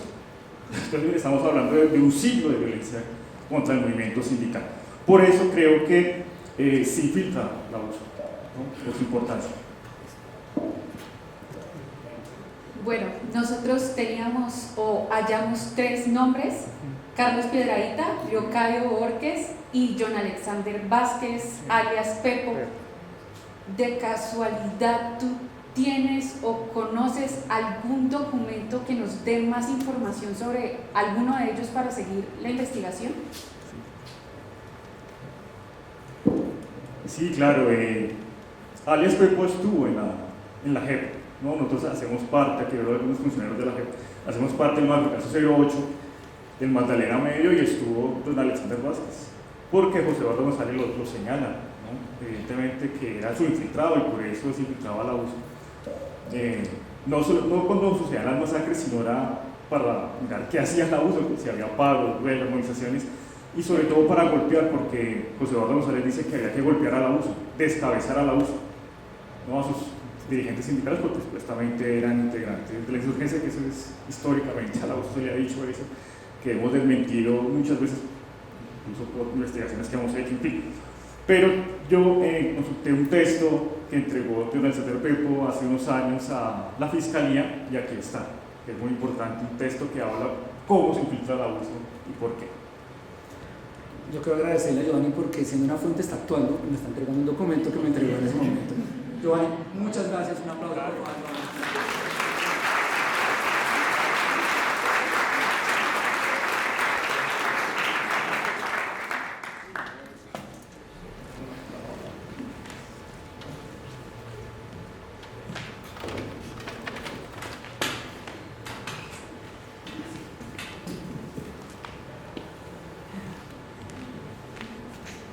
Bueno, y aquí vamos llegando a todo el asunto, y es que el documento que nos da Giovanni me deja frito y frío, porque efectivamente en la confesión de Pepo lo que dice es que él hizo inteligencia no solamente a la USO, sino a las víctimas de la masacre del 16 de mayo. Al otro día va a echar ojo, ¿no? Todavía no era contratista de Ecopetrol, pero luego en febrero del siguiente año, él es uno de los autores de la masacre del 28 de febrero.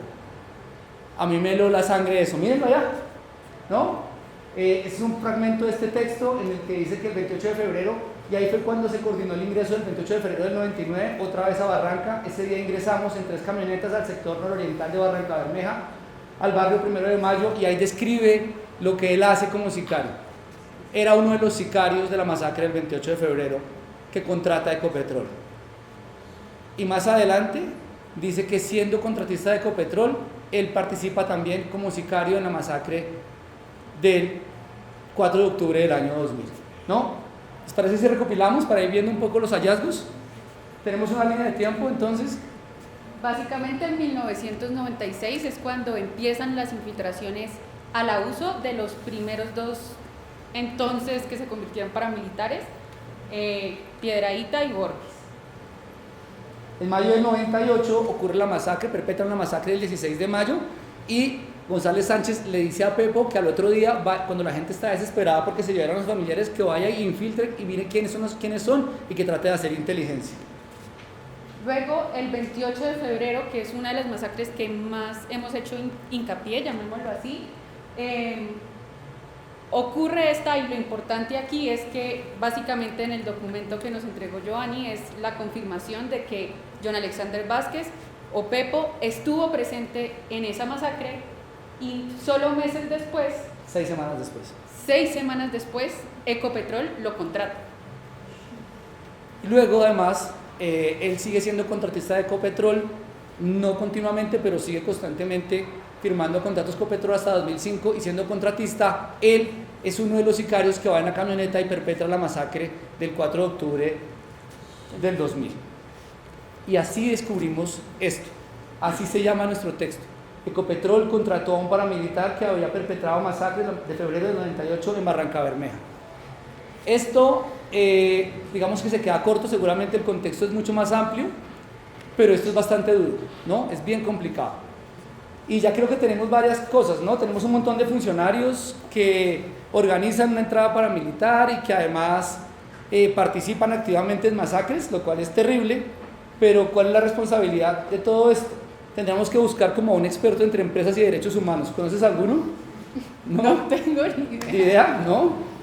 Difícil, ¿no? Conseguir algún experto de empresas y derechos humanos.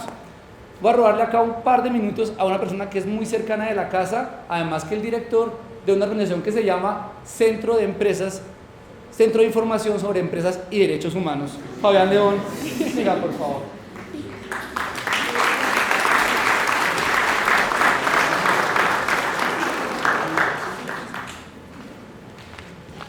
Don Fabián, ¿cómo está? Aquí.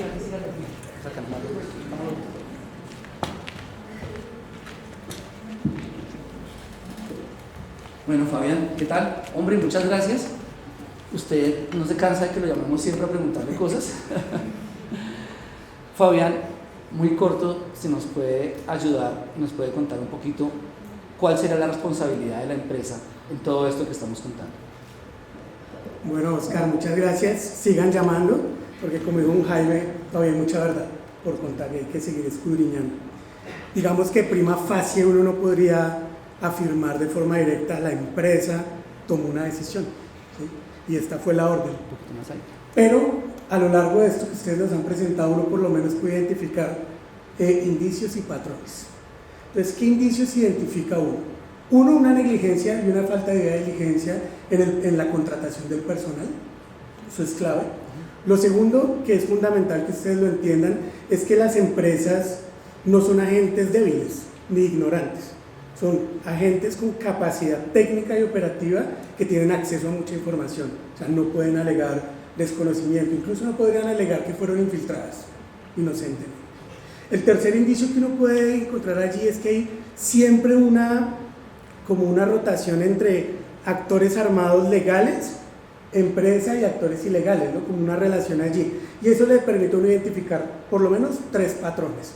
El primero, de contexto, hay una violencia antisindical de la cual se beneficia el actor empresarial, precisamente debilita a uno de los actores que le controvierte, y aunque no la propicia directamente, aunque hemos sabido que sí, lo cierto es que se beneficia, ¿cierto? Primera cosa. Segunda cosa que uno puede identificar como patrón es que hay una militarización de la empresa, ustedes lo vieron, sus agentes de seguridad, incluso pasa todavía, sus agentes de derechos humanos son exmilitares, y eso es un elemento fundamental. Y el tercero es un impulso que hace el propio Estado, porque el Estado militariza la conflictividad social y permite y genera lo que conocemos como convenios de colaboración, y por eso ustedes señalan, hay un batallón al interior de la refinería que termina siendo, por supuesto, el que articula la seguridad de la ciudad, y oh sorpresa, es tolerante con el paso de estos paramilitares. Entonces, si bien antes del 2001 no podría atribuirle una responsabilidad directa por diligencia de vida, aunque efectivamente hay una relación allí, después del 2000 sí la hay, y es que Ecopetrol, como muchas empresas petroleras, se suman a una iniciativa que se llama Principios Voluntarios sobre Seguridad y Derechos Humanos, y ustedes lo acaban de señalar, incluso en el 2000 terminan contratando a un paramilitar, de nuevo, sin la debida diligencia y sin entender la responsabilidad que tienen como un actor de poder en el territorio. Muchas gracias por ser tan concreto. Claro y clave, ¿vale? Fabián, muchas gracias. Por favor, un aplauso para Fabián.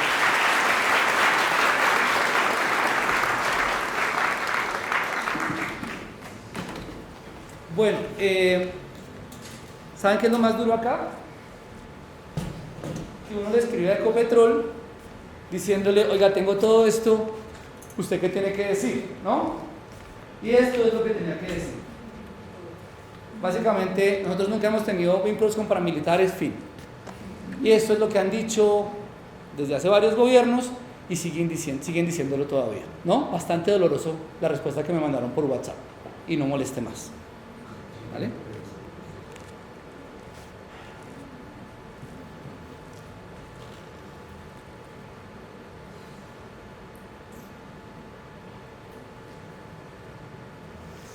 Y aquí ya vamos a ir terminando, pero saben, cuando yo leía ese texto, como que me hervía un poco la sangre, ¿no? El que nos pasó Giovanni, el ver cómo describía Pepo, que digamos que había participado en esa masacre. Y pues yo después de todo esto decía, ¿tengo que llamar a quién? A doña Manuela, ¿cierto?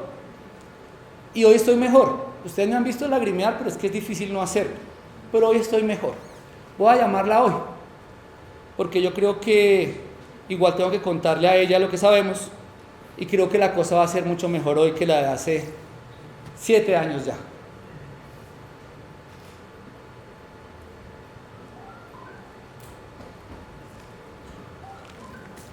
Señora Manuela, ¿cómo está, señora Manuela? ¿Cómo va todo? ¿Están bien? Siga, señora Manuela, por favor.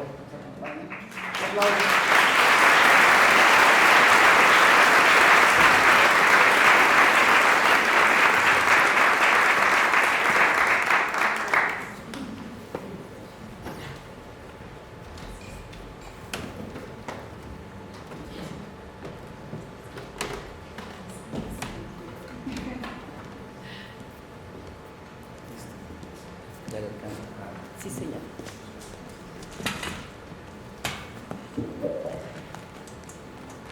¿Bien? ¿Cómo va? Bien, sí, señor. Señora Manuela, ¿cómo ha estado? ¿Qué tal? Bien, bien. Señora Manuela Sidray, aquí le presento al público. Gracias por acompañarnos hoy. Nada, esto no es una entrevista. ¿Qué quiere contarnos hoy de su muchacho? ¿Quiere contarnos hoy de lo difícil que ha sido para usted? Por favor, esperarnos un ratico. Sé que tocar y abrir esa memoria es difícil. Le agradezco también por hacerlo. Díganos, cuéntenos lo que usted quiera. Duro para mí lo que encontramos, y quería llamarle y contarle simplemente lo que usted nos quiera compartir. Muy buenas noches para todas y para todos. Como dice el señor Oscar, esto de verdad es muy fuerte, pero ya con los años ya me siento con una fuerza que ni yo mismo me lo explico. Les voy a contar, mi nombre, como digo, es Manuela Sidray, casada con Alfonso Sierra Pedroso. De esa unión tuve 4 hijos. Mi hija mayor se llama Osmani Sierra. Mi segundo hijo era Edgar Alfonso.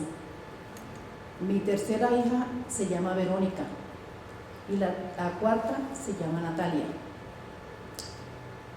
En la última Navidad del 98 me fui para mi pueblo con todos mis hijos. Nunca dejé de ir a mi pueblo. Y esa fue la última Navidad que él llegó a ese pueblo. Disfrutamos todo lo que Dios nos permitió en ese tiempo.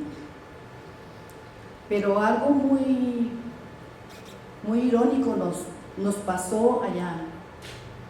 Pasamos toda la Navidad, pasó todo diciembre, y un 4 de enero del 99 llegó al pueblo un rumor: se van a meter los paramilitares acá en el pueblo. Y de una vez alistamos maleta porque ya sabíamos la historia del 16 de mayo, aquí en Barrancabermeja. Entonces alisté mis hijos y todos nos vinimos para Barrancabermeja. Eso fue el 5 de enero del 99. ¿En qué pueblo está? El pueblo, yo soy del Río Viejo, sur de Bolívar, pero me adoptó un pueblito que está cerca de Río Viejo que se llama La Palma. Entonces nos vinimos.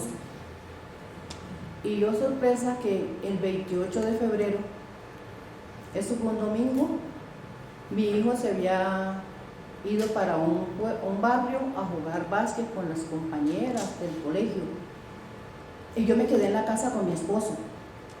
Cuando iban a ser las 5 o 5 y media de la tarde, llegó un compañero de él.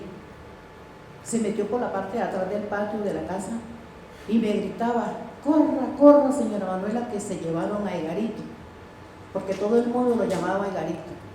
Él era mi único hijo varón. Y yo salí corriendo, vea, ustedes no tienen ni idea, atrás de mí se fue mi esposo. Él estaba muy gordo, él no podía correr.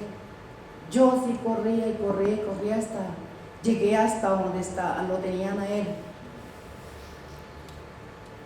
Allá había tiro por todas partes, los paramilitares, eso con esos fusiles, eso era y todas esas vainillas, los casquetes caían en mis pies. Yo veía eso, pero yo quería era coger a mi hijo, que yo lo veía, yo lo tuve a 1 metro de mis manos, a mi hijo, lo veía tirado ahí. Y eso fue lo más horrible que me ha pasado a nuestra familia. Eso dividió, nos partió la vida en un instante. Mi esposo trabajaba en Barrancabermeja, enfermó por eso también, y él nunca me acompañaba a mí a las salidas donde yo buscaba a mi hijo. Él me decía: mi hija, vaya usted, que usted es más fuerte, vaya usted. Y yo me iba donde quiera que me decían: Manuela, vimos a tu hijo en tal parte. Él me buscaba la plata del pasaje y me iba. A veces me iba sola, otras veces me iba con mi hermano. Lo busqué por muchas partes, muchas.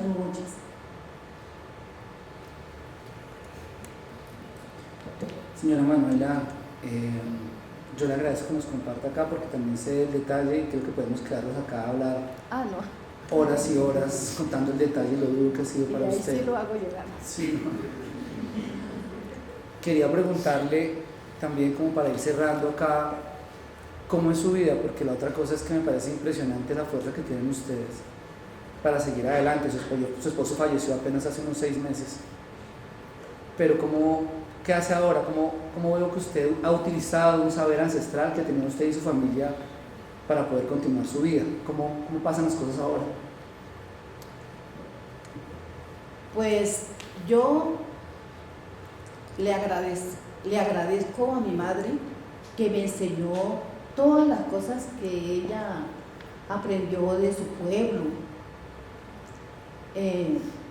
A mí me gusta mucho cocinar la comida tradicional, y con eso he sobrevivido, y con esto también me ha sacado de muchas dolores. Sí, he sobrevivido, he llevado eso en par con lo de la comida en la cocina y el dolor. ¿Sí ve? Y ahorita pues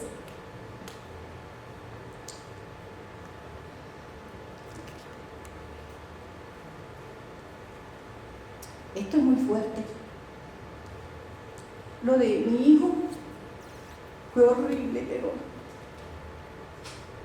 lo que estoy viviendo en estos momentos también es todavía mucho más horrible, porque mi esposo hace 6 meses falleció.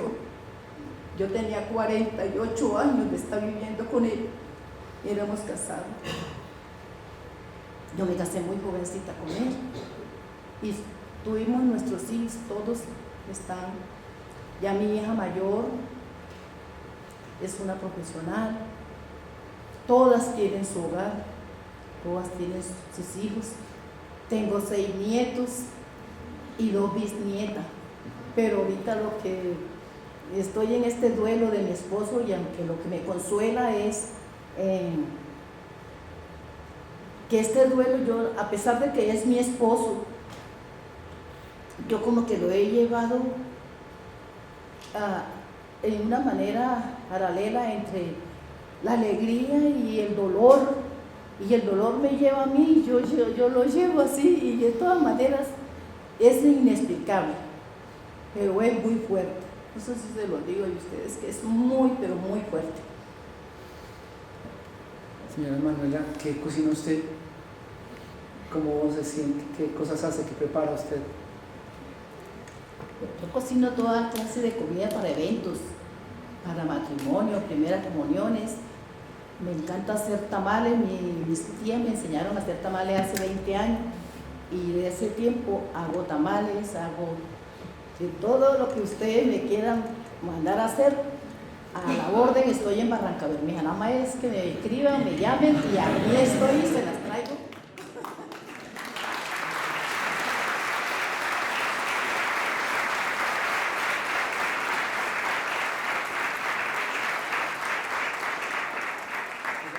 Nos trajo una pruebita para unas empanaditas, si a alguno de ustedes les suena, a la salida hay unas empanaditas, le podemos colaborar también algo, entonces si alguno de ustedes quiere a la salida a comprar, no hay muchas, pero ahí nos trajo una. La verdad esta mañana me sorprendió porque tenía esa maleta con empanadas y yo pues casi que no la puedo cargar. Y me decía, es que usted es Rolo, y pues evidentemente. Señora Manuela, gracias por su amistad. Ojalá que hubiera alguna cosa en que uno pudiera ayudar a que ese dolor mermara. Aquí estamos acompañándola. Mucho respeto por todo lo que usted hace en su vida. ¿Vale? Un aplauso muy grande.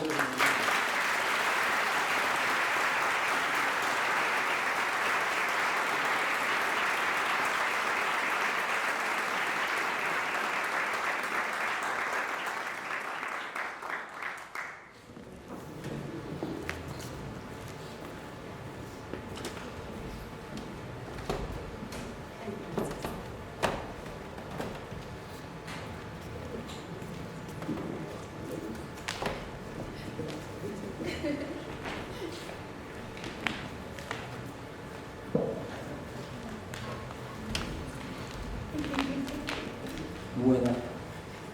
Muchas gracias. Aquí con este Cristo Petrolero y Ecopetrol de fondo, quiero resumir un poquito el fotoreportaje que hicimos en Barranca en mayo, empezando con una reflexión, ¿no? Porque a veces nosotros pasamos por lugares, conocemos personas, escuchamos historias y nos vale huevo, o sea, ¿qué hay detrás de eso? ¿Qué podemos hacer? Simplemente no queremos saber más, ¿no? Y así nos hemos ido como convirtiendo en un país sin memoria, ¿no creen? Por ejemplo, en 1998, 97 al 2000, las noticias que yo percibía, que leía, que escuchaba, que veía, era de medios tradicionales, ¿sí? Yo no entendía muy bien el conflicto armado y pues tampoco es que me interesara mucho. Para mí los malos eran los guerrilleros, no sabía nada del paramilitarismo, por ejemplo. Y con el pasar del tiempo pues ya uno va entendiendo un poquitico más del tema. Nosotros pues en este fotoreportaje llegamos en mayo y nos dimos cuenta de un tema de memoria colectiva y memoria individual, resiliencia y pues de la búsqueda de la verdad, llegamos al parque en donde los colectivos se reúnen familiares, se reúnen ciudadanos, para hacer un tema precisamente de todo esto a través de actividades muy bonitas, ¿no? Por ejemplo, el tema de los tejidos, del hilo, donde ellos también con unas artesanías que hacían, armaban el nombre de las personas, de sus familiares y los colgaban ahí. Pudimos tener también unas entrevistas que no esperábamos con unas personas, unas mujeres que nos contaron también sobre el tema de sus familiares desaparecidos o muertos. Eso duró hasta la noche. Estando en el parque nos encontramos con doña Marlene. Ella nos invita a su casa, ella es la esposa de don Jaime, nos invita a su casa, nos cuenta también pues el tema cómo murió su hijo, y ella nos dice algo que, o sea, como que no, es tan duro de asimilar. Ella va al reclusorio donde estaba el asesino de su hijo y ella se encuentra con el man y él le dice: perdóneme, yo maté a su hijo. Yo no sé cómo hubiera reaccionado yo, no sé ustedes. Y ella lo que le dice es como en un acto de perdón, pero también le dice como: yo no lo tengo que perdonar, a usted lo perdona a Dios, y lo que vamos a hacer es arrodillarnos a orar para que esto no se vuelva a repetir, este dolor. Eso fue una de las visitas que hicimos. Fuimos a donde doña Alex, quien su esposo pues es desaparecido. Ella también nos abre las puertas de su casa, nos cuenta a través de un álbum familiar la última carta de su esposo, nos va contando también cómo saca su familia adelante, su casa adelante, pues así era la casa antes y ya vemos después cómo va en el momento. También nos dice algo que nos entristece un poco porque ella trató de dejar todo ahí tirado, la verdad, y de no seguir investigando, no seguir en la búsqueda de la verdad, pero sacó fuerzas y siguió, y nos dice que ella está haciendo su luto a su manera, porque la verdad la esperanza es poca. Ella ya lleva mucho tiempo sin saber el resultado pues, de dónde está su esposo. Fuimos también a la casa de Lady, obviamente como hablamos ahorita con ella, muy amablemente nos dejó tomar unos retratos de sus recuerdos más preciados con su familia, con su mamá, con su papá, su hermanito, sus primos. Tiene unas mascotas muy lindas, ese día estuvimos ahí también, todo eso ella ya no lo contó ahorita. Muchas gracias de verdad. Nos dejó pues tomar las fotos de su álbum. Estuvimos también en la casa del señor, en la fundación, en la organización Credo, con el señor Almeida. A él le asesinaron a su hijo y él nos hace como un recorrido, uno de los recorridos que mostramos al principio en su carro, y nos va mostrando como puntos donde hicieron la masacre, nos muestra dónde matan a su hijo. De hecho, es en esa casa y hay una plaquita, lo que llevaba al principio, a veces uno pasa y ni se da cuenta de las cosas, hay una placa con el nombre de su hijo, y la gente pasa y no lo percibe. Después llegamos otra vez ahí a la organización Credo y él es una persona de carácter fuerte, pero en un momento saca como las poquitas fotos que tiene de su hijo y nos empieza a contar, él se quiebra y en medio de su llanto nos cuenta que el muchacho ya se iba a graduar del colegio y que él se iba para Cuba, o sea que el niño se iba a ir a estudiar a Cuba porque tenía una beca, imagínense. Entonces todas estas son unas historias que nos conmueven obviamente y son muy poquitas de las que pudimos tener testimonio, porque sabemos que son muchas las que pasaron. Con esto queremos ir cerrando porque la verdad, otra reflexión es que duele cómo ver personas, y lo digo en este caso personalmente, familiares, amigos, conocidos, colegas, enemigos, que no tengo, creo, que dicen que eso es pura paja, que eso es mentira, que eso no pasó, que es invento de la izquierda, que es invento de no sé quién, que si pasó entonces que fue por algo. ¿Cómo duele eso? ¿Cómo duele este país de verdad? ¿Cómo duele esta gente? ¿Cómo nos cerramos de verdad a no entender las cosas? Y ya de verdad quiero que nos pongamos de pie y le digo a doña Marlene que por favor les demos un aplauso de agradecimiento por esa búsqueda de la verdad, por esa resiliencia, por todo lo que están haciendo de verdad, que sabemos que no es fácil. Muchas gracias. Muchas gracias.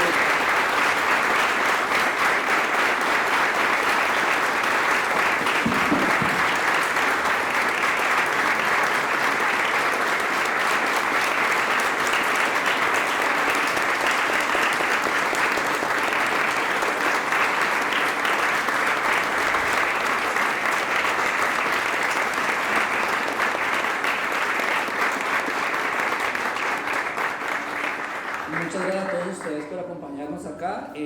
Muy emotivo todo esto para nosotros. Se llenó el auditorio. Gracias, señora Manuela. Gracias, Lady. Gracias a todo el equipo de rutas, a mi esposa, que pues no le gusta subirse al escenario, pero aparte pues es como la guionista y directora de todo esto, la creativa. Te amo. Aleja se tira. Aleja, que está ahí atrás, súper firme allá. Sus miradas allá un poco desde la oscuridad siempre nos dan guía acá. Gracias, Aleja. A Isabela, muchas gracias. A Nicolás, a Mariana, que están ahí atrás, a Juan Carlos Granados, al equipo de rutas, Natalia Toscano, Pilar Fuentes, Juan Carlos Contreras, Oscar Parra, muchas gracias.